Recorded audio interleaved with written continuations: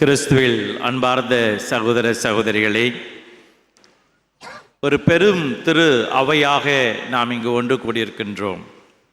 இங்கே வந்திருக்கின்ற உங்கள் ஒவ்வொருவருக்கும் ஒவ்வொரு காரணம் இருக்கும், ஏன் இங்கு நீங்கள் வந்திருக்கிறீர்கள் என்று.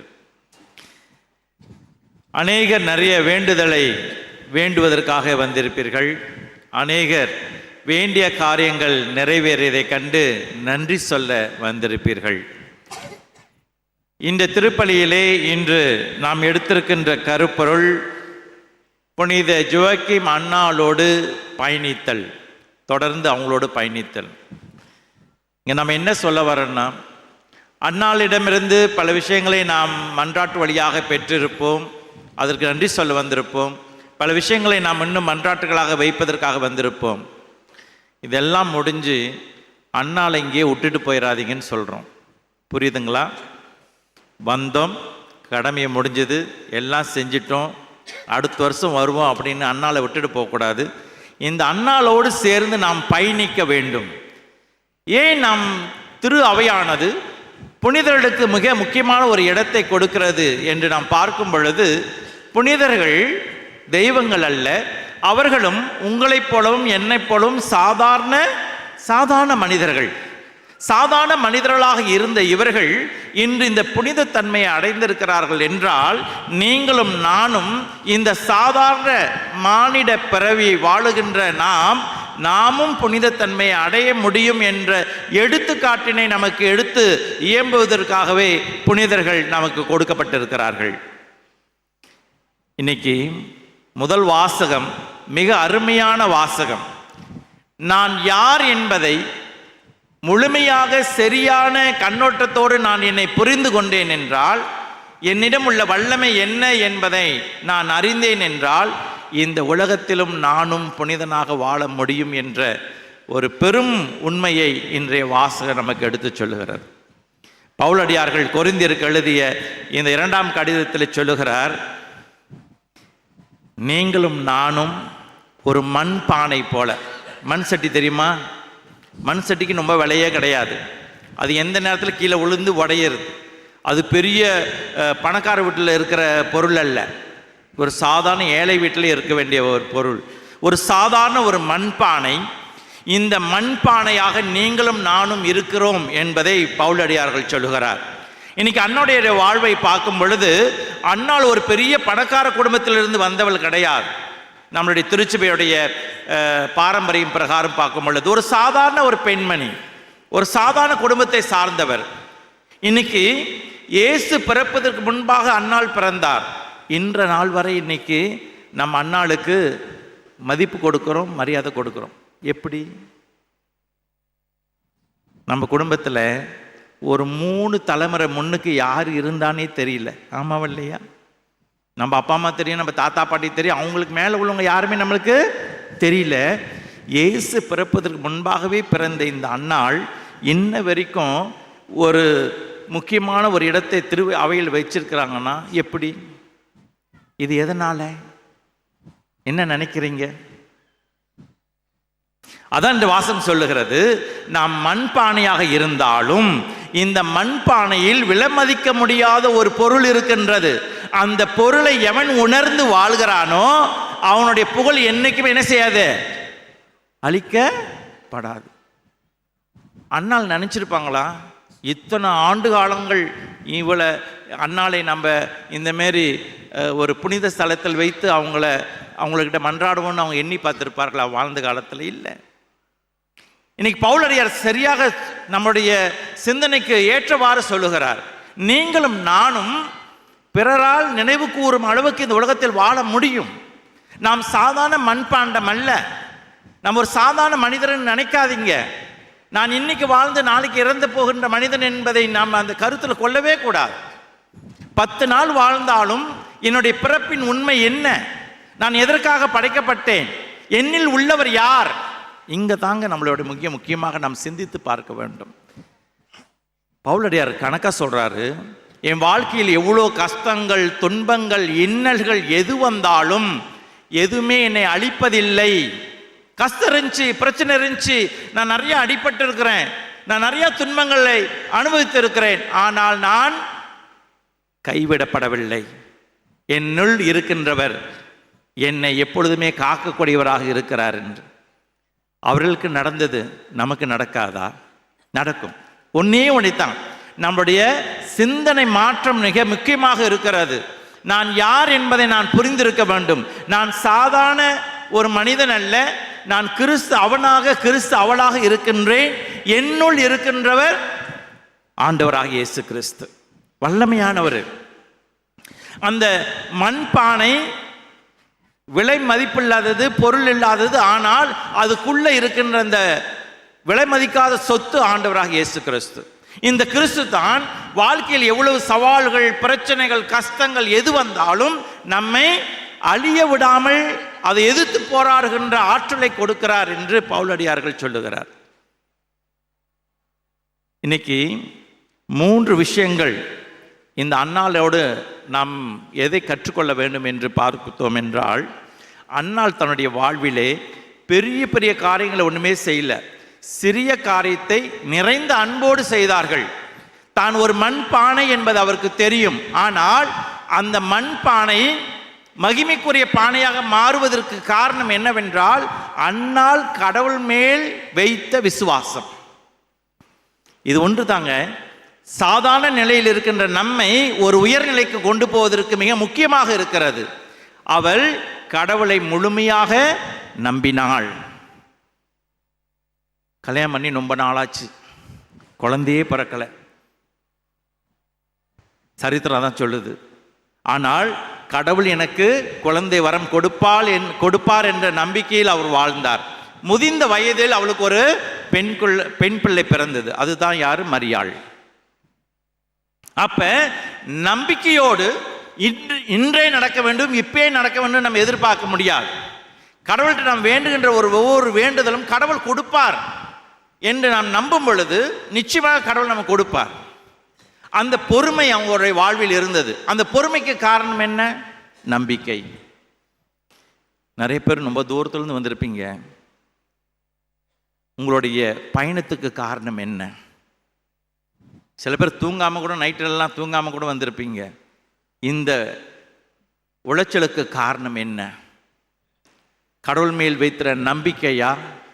அந்த விசுவாசம் நம்மக்கிட்ட இருந்துச்சுன்னா நிச்சயம் கடவுள் கொடுப்பார். அந்த நம்பிக்கையில் இருந்தார்கள். இந்த நம்பிக்கை எப்படி ஒரு புனிதமாக மாறியது என்றால், அந்த நம்பிக்கையிலே தனக்கு தான் பெற்றெடுத்த அந்த குழந்தையை, மரியாளை கடவுளின் திட்டப்பிரகாரம் வளர்த்தார்கள். அந்த வளர்ப்பினாலே மரியாள் இன்றைக்கு இறைவனுக்கு தாயானாள்.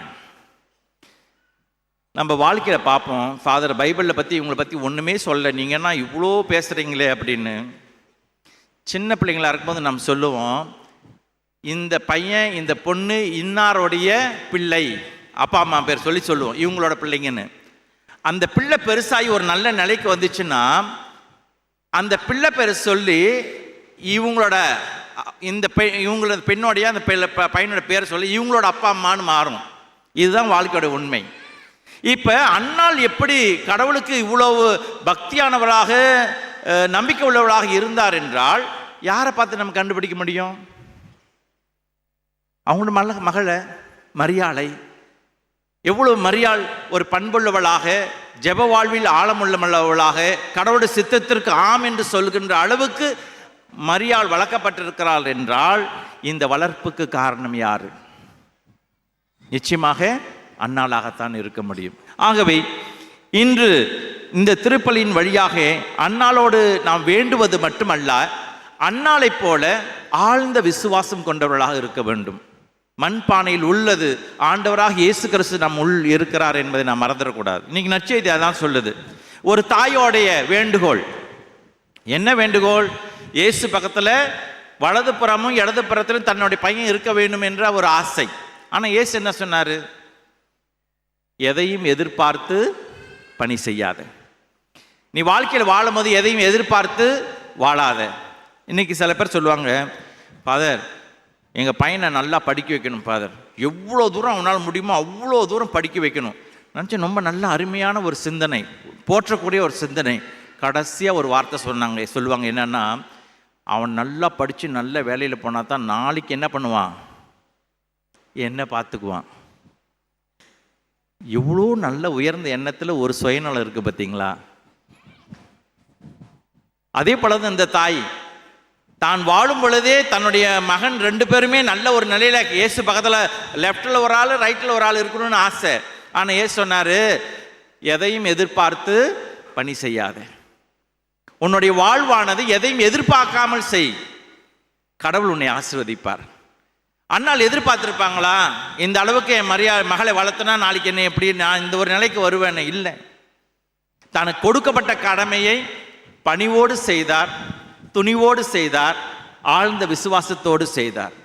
கிறிஸ்துவில் அன்பார்ந்தவர்களே, நம்மளுடைய அன்றாட வாழ்வில் எந்த வாழ்க்கைக்கு அழைக்கப்பட்டிருக்கிறோமோ அந்த வாழ்வை நாம் சந்தோஷமாக வாழ்கிறோமா? நாம் செய்கிற வேலையை மகிழ்ச்சியோடு செய்கிறோமா? இதுதான் கடவுள் எனக்கு கொடுத்திருக்கிறார், என் கடவுள் என்னோடு இருக்கிறார், நான் சிறப்பாக செய்வேன் என்று அந்த மன துணிச்சலோடு செய்கிறோமா? ரொம்ப எதிர்பார்க்காதீங்க. யாராக நீங்கள் அழைக்கப்பட்டிருக்கிறீர்களோ அந்த வாழ்வை நிறைவாக வாழ்ந்தால் கடவுள் உங்களை என்ன பண்ணுவார்? கடவுள் உங்களை மாட்சிப்படுத்துவார், கடவுள் உங்களை மகிமைப்படுத்துவார். என்று விசேஷமாக தாத்தா பாட்டிங்களுக்கு நம்மளுடைய பாதுகாவலியாக இருக்கின்ற அன்னாள் இயேசுவுக்கு பாட்டி. இன்றைக்கி ஒரு பேரப்பிள்ளையும் சொல்லணும், இன்றைக்கி நான் ஒரு நல்ல மனிதனாக இருக்கிறேன் என்றால் என்னுடைய தாத்தானாலையும் என் பாட்டியோட விசுவாசத்தினாலன்னு யார் சொல்லணும்? அது பத்தாதா நம்மளுக்கு பரலோகத்துக்கு போகிறதுக்கு டிக்கெட்டு? நீ சொத்தை விட்டுட்டு போனீங்கன்னா நிறைய பிரச்சனை, சொத்தை விட்டுட்டு போனால் நிறைய பிரச்சனை, இதனால் சண்டை வந்து குடும்பத்தில் நிறைய பிரச்சனை. அழியாத சொத்து, முதல் வாசல் சொல்றது போற, நீ பெற்ற விசுவாசத்தை, நீ பெற்ற அந்த கிறிஸ்துவை உன்னுடைய பேர பிள்ளைங்களுக்கு கற்றுக்கொடு. அந்த பிள்ளைங்களுக்கு அந்த கிறிஸ்து யார் என்பதை உணர்த்து, அவனை அந்த விலை மதிக்க முடியாத அந்த பொக்கிஷத்தை அவன்கிட்ட கொடுத்தோன்னா இந்த வாழ்க்கையின் போராட்டத்தில் அவன் எப்படி வாழ வேண்டும் என்பதை கற்றுக்கொள்வான். நாளைக்கு அவன் சொல்லுவான், என் தாத்தா பாட்டினால நான் இன்னைக்கு நல்லா இருக்கிறேன். பெற்றோர்களே, உங்கள் பிள்ளைக்கும் அப்படிதான். நிறைய பேர் வேண்டுவீங்க, அண்ணாலே எனக்கும் குழந்தை பாக்கியம் வேணும், குழந்தை பாக்கியம் வேணும். கண்டிப்பாக அண்ணாள் உங்களுடைய ஜெபத்துக்கு செவி மடுப்பாள். ஆனால் கடவுள் உங்களுக்கு குழந்தையை கொடுக்கும் பொழுது இந்த மரியாதை போல வளர்க்க முடியுமா? பணத்தை கொடுத்து கெடுக்க போகிறோமா?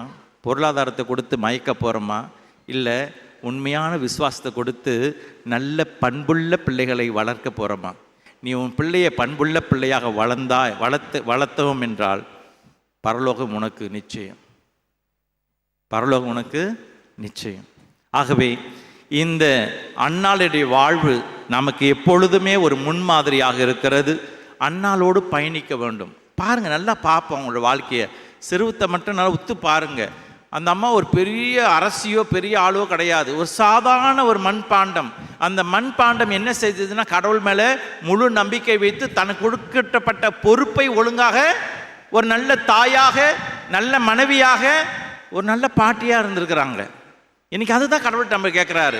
கொடுக்காததை கடவுள் நம்மகிட்ட எப்பொழுதுமே கேட்க மாட்டார். தாளந்து உயர்மையில்லாத சொல்றாரு, 1 கொடுத்தா அதுக்கு 1க்குள்ள கணக்கு கேட்பாரு, 5 கொடுத்தா 5க்குள்ள கணக்கு கேட்பாரு. நம்மிடம் எவ்வளவு கொடுக்கப்பட்டிருக்கிறதோ அதுக்கு தான் நம்ம பொறுப்பாளிகளாக இருக்கின்றோம். வாழ்க்கை என்பது கஷ்டம் இல்லை, நம்ம கஷ்டப்படுத்தி கூடாது. செய்கின்ற வேலையை பொறுப்பாக செய்ய வேண்டும், அன்போடு செய்ய வேண்டும். இந்த நற்செய்தி தான் சொல்லுது. கடைசி வசனம் இயேசு சொல்லுகிறார், அடக்கி ஆள்வதற்கல்ல பிறருக்கு பணி செய்யவே நான் உங்களை அழைத்தேன். அடக்கி ஆள்வதன் மூலயமாக நாம் யாரையும் திருத்தவும் முடியாது, அடக்கி ஆள்வதனால நம்ம யாரும் பெரியவனும் ஆகவும் முடியாது. இயேசு சொல்கின்ற ஒரே வாழ்வு அன்பு பணி வழியாகத்தான் நாம வாழ முடியும், நம்மில் கடவுள் வாழ்வதையும் உணர முடியும். ஆகவே நான் என் குடும்பத்தில் ஒருத்தரை அன்போடு மதிக்கிறேனா? வீட்டை விட்டு வெளியே போவேனா? வீட்டு உள்ளுக்கு கணவன் தன் மனைவியை தன் சொந்த உடல் என கருதி அவளுக்கு அன்பு செய்கிறானா? மனைவி தன் கணவனை தன் சொந்த உடல் என கருதி தான் செய்கின்ற ஒவ்வொரு வேலையும் அன்போடு செய்கிறோமா? சில பேர் கூட்டுறதுக்கு கூட சலிச்சுக்கிறாங்க. சமைக்க சலிச்சுக்கிறாங்க. வீட்டில் உங்களுக்கு எது செய்யணும்னா நானே தான் செய்யணுமா, இதுவா, எவ்வளவோ மனவல். இத்தனை மனவலில் நீ செய்கிற சாப்பாடு சாப்பிட்டா ஒட்டுமா? கொழுப்பு தான் ஏறி போகும். நீ வேண்டும் போதே விடுற இது இருக்க நொச்சிக்கிட்டு நொந்துக்கிட்டு நீ செஞ்சினா எதுவுமே உனக்கு வாழ்வு கொடுக்காது. உனக்கும் அது பயனளிக்காது, உன் கூட வாழ்கிறவங்களுக்கு என்ன செய்யாது, பயனை கொடுக்காது. எது இருந்தாலும் பரவாயில்ல, கஷ்டத்தையும் பரவாயில்லைங்க, நான் செய்கிறேன், என் பிள்ளைங்க சாப்பிடணும், என் வீட்டுக்காரர் சாப்பிடணும், என் வீடு நல்லா இருக்கணும். அப்போ நல்ல எண்ணத்தோடு நாம் செய்கின்ற ஒரு சின்ன காரியமாக இருக்கட்டும், நிச்சயமாக அது கடவுளுடைய ஆசீர்வாதத்தை கொண்டு வந்து சேர்க்கும் என்ற நம்பிக்கையில் தொடர்ந்து இந்த திருப்பலியிலே வேண்டுவோம். அன்னையோடு பயணிப்போம். எளிமையான வாழ்க்கை வாழ்ந்தாலும் கடவுளை நம்பி வாழ்வோம். அன்றாட வாழ்வில் புனித தன்மையை நாம் அடைவோம். ஜெபத்தில் முழுமையாக இருப்போம். இறை வார்த்தையும் ஜெபம் இல்லாத வாழ்க்கை நம்மளை கிறிஸ்தவனை ஆக்கவே ஆக்காது. வருஷத்துக்கு ஒரு வாட்டி வந்து ஜெபத்தை அண்ணாள்கிட்ட வேண்டிட்டு போனால் பத்தாது. அண்ணாளை போல ஒவ்வொரு நாளும் வாழ கற்றுக்க வேண்டும். அந்த இறை வார்த்தையும் அந்த ஜெப வாழ்வை நாம் கொண்டிருந்தோம் என்றால், இந்த மண்பானையான இந்த உடலுக்குள்ளே விலை மதிப்பு முடியாத கிறிஸ்து உள்ளுக்கு இருந்தார் என்றால், என்னென்ன பிரச்சனைகள் கஷ்டங்கள் எது வந்தாலும் நாம் வீழ்ச்சி அடைய மாட்டோம். ஆண்டவர் நம்மோடு இருக்கிறார். ஆமேன்.